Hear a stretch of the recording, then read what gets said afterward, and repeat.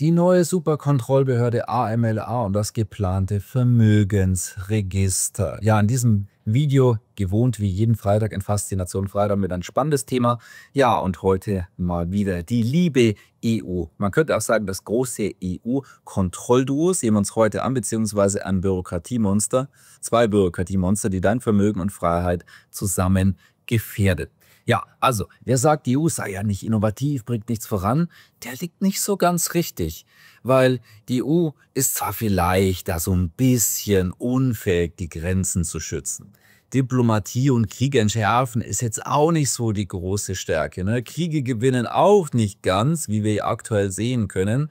Ja, politisch interessiert sich auch inzwischen nicht mal mehr so richtig die USA für den ehemals strahlenden Kontinent. Bei Schlüsseltechnologien wie KI, Krypto etc. sind die ja weit abgeschlagen hinter USA und China. Aber es gibt eine Sache, die kriegen wir echt gut voran. Und was EU-Bürokraten, wie ja Bürokraten schon sagen, Bürokratie, Administration und Kontrolle. Also wenn wir uns einfach die aktuelle Kontrollmaschinerie ansehen, die konsequent und stringent neu vorangetrieben wird, muss man doch sagen, sie haben ja eine Motivation. Also wenn sie was wollen und voranbringen können, dann können sie das. Ne? Also Wirtschaft, Ökonomie ist da nicht so wichtig, das voranzubringen, aber Kontrolle wieder schon. Also man muss halt einfach irgendwie Prioritäten setzen im Leben. Ne? Dann kriegt man auch was voran. Ja, und dazu sehen wir uns gleich die neue EU-Anti-Geldwäschebehörde AMLA. Das steht übrigens für Anti-Money Laundering Authority. Gegründet erstmal per EU-Verordnung 2024-1620, operativ ab Mitte 2025 mit dem Sitz in Frankfurt in Deutschland. Also solche Dinge, die werden auch gerne wieder nach Deutschland hier gebracht. Ja, und es wird gestartet mit 500 Mitarbeitern. Ich kann mir gut vorstellen, das ist ein Job mit Zukunft. Bürokraten, die vermehren sich gerne, die sind sehr, sehr aktiv, was Vermehrung betrifft. Und von dem her kann ich mir gut vorstellen, dass es da noch deutlich mehr dann bald dort geben wird, die sich in Frankfurt dort rumtummeln. Ja, ist eine Reaktion übrigens auf diverse angebliche Geldwäscheskandale seit 2018 innerhalb der EU. Und da müssen halt die echten Probleme, die wir in der EU haben, endlich mal angepackt werden. Ne?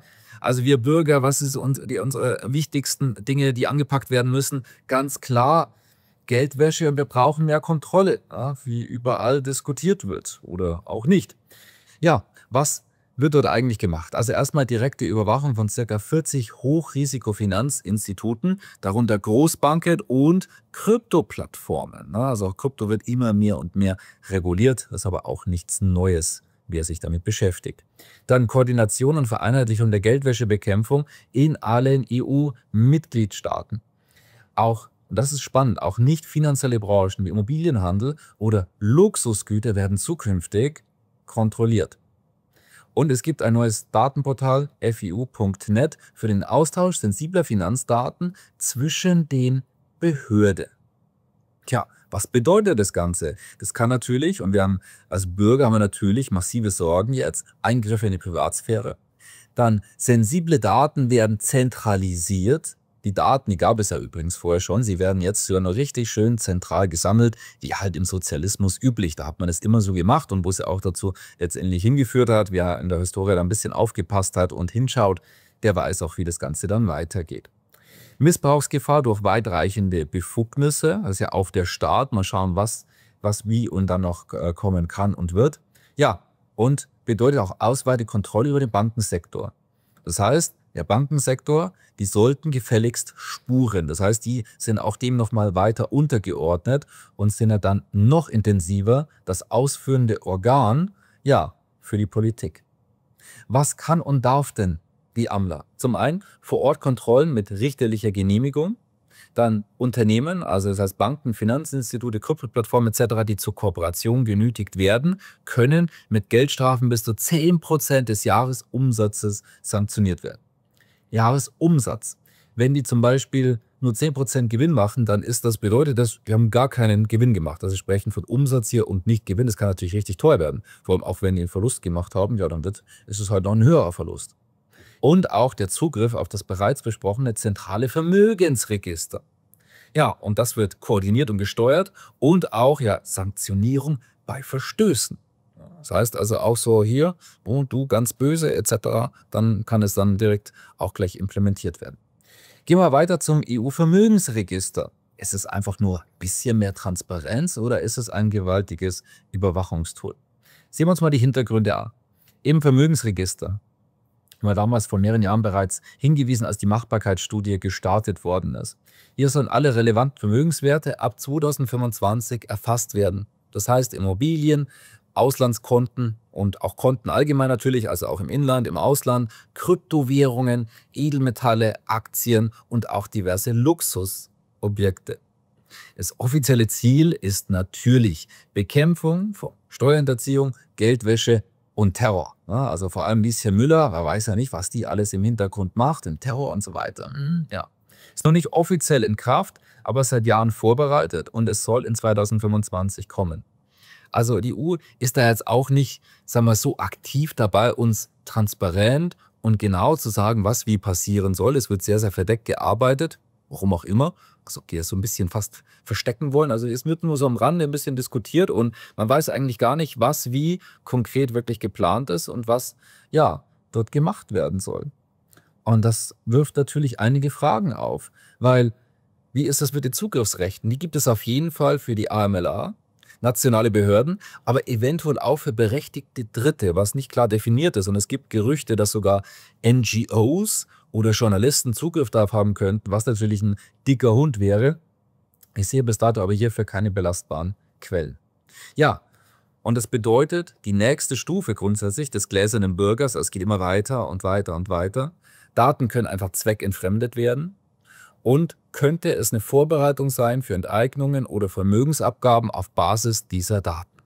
Ursula von der Leyen hat ja schon gesagt, dass man dann auch private Investitionen und Ersparnisse dann vielleicht ja auch überführen kann, um damit ja das Weltwetter zu retten. Das ist ja klar, weil sonst, warum? Was passiert dann? Sind wir alle tot, ja, wenn wir das nicht machen.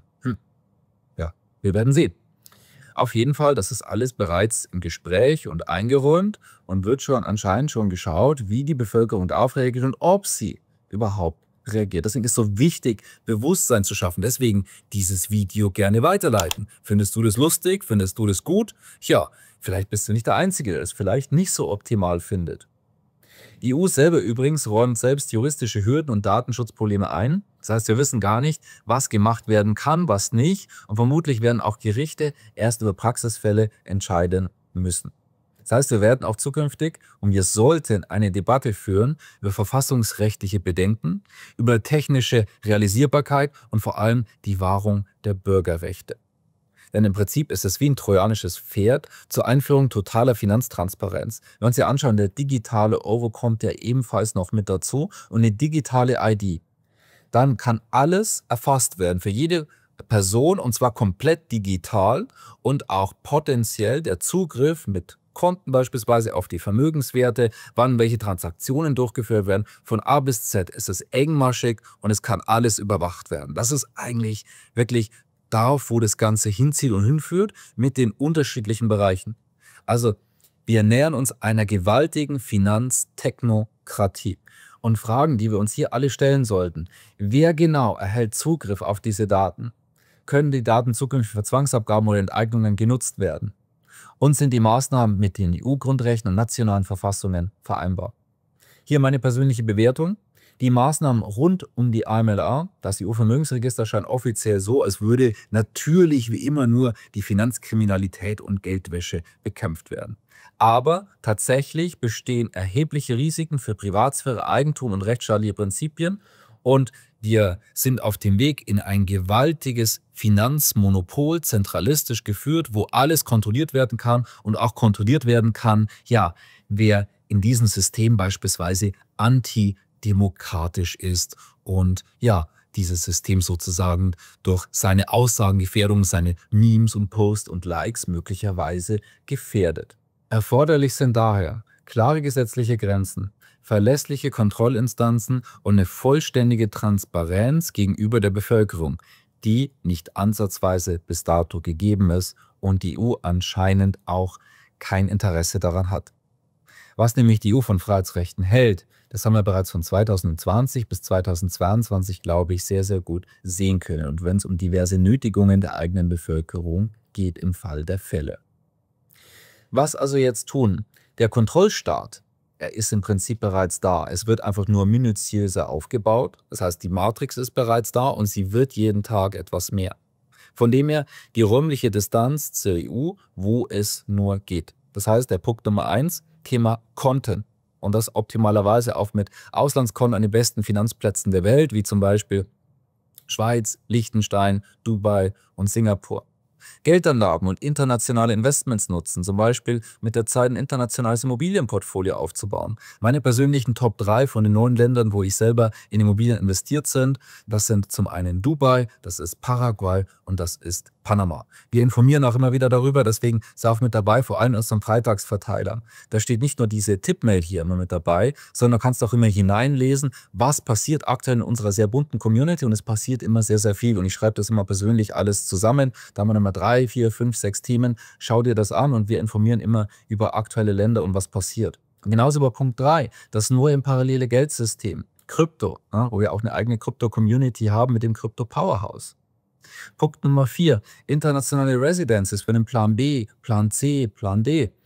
Zumindest wenn ja, dir dein Leben und die Sicherheit von dir und deiner Familie wichtig ist. Ne? Weil was machen wir denn im Fall der Fälle? Naja, Krieg, gibt's ja nicht mehr, oder? Nee, stopp, das war vor mehreren Jahren. Inzwischen gibt's ja Kriege. Ne? Aber kann sich ja niemand vorstellen, dass das passiert.